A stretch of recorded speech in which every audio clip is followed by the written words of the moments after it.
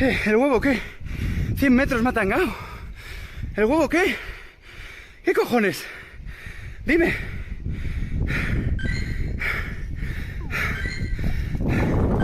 ¿Y el huevo qué? O sea, ruta de 500 metros y me está timando. ¿Qué cojones? Ahora le doy. Completada. Y se me abre el huevo a la vez.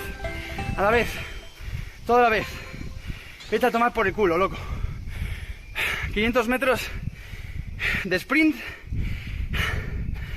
Y no me abre el huevo el hijo de la gran puta. Venga. GG.